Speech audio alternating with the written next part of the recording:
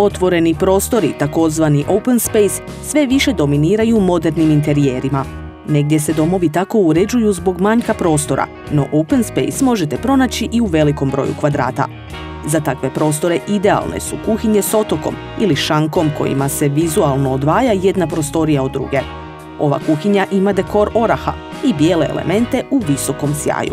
To je kuhinja koja se radi po mjeri, može se prilagoditi u bilo koji prostor. Izrađena je od Iverala, prepoznatljiv ovaj C3 profil koji je u zadnje vrijeme jako moderan. Ono što je za nju zanimljivo je da obiluje prostorom za skladištenje. Ladice se nalaze s jedne i s druge strane otoka.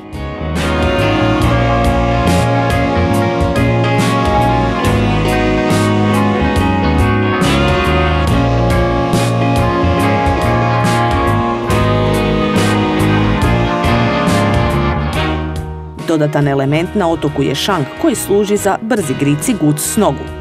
Neovisno o svojoj veličini, važno je naglasiti da se ova kuhinja može ubaciti i u manje prostore. Tada bi naravno imala manje elemenata.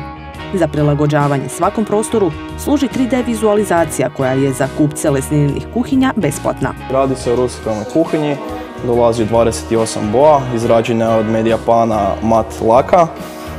Može se napraviti u bilo kojem prostoru.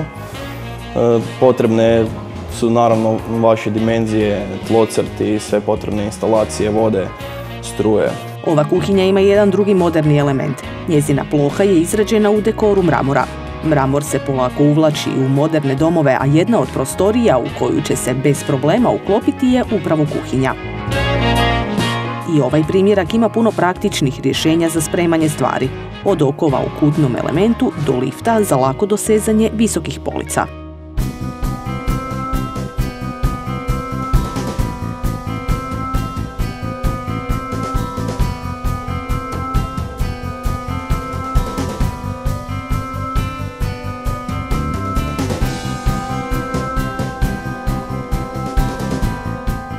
Ipak, ne vole svi otvorene prostore, zato vam predstavljamo kuhinju u prostoru od 7 metara kvadratnih. Uzak prostor dopušta uređenje s lijeve i desne strane. Riječ je o crno-bijeloj kuhinji sa završnom obradom u visokom sjaju. Lesninine kuhinje kupcima su prilagodljive raznim aspektima. Ovisno o visini osobe koja će koristiti kuhinju, kuhinja se može prilagoditi. Znači, govorimo specifično o radnoj ploči, znači nekome odgovara da bude niža kuhinja, nekome više. Isto tako visina prostora nam ne određuje, ne stvara nikakav problem, znači može se elementi složiti doslovce do stropa.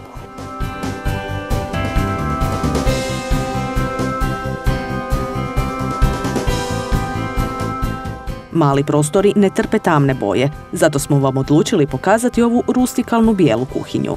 Ovo je Landhaus kuhinja, izrađena od prirodnog materijala koja je poslije lakirana u bijelu boju. Naravno, ima puno dodatnih dodataka kao što su police za vino, košer za kruh i razne stvari. U nju se bez problema može staviti i blagovalonski stol. Trendovski element kod ovoga je što je jedna stolica drugačija od ostalih.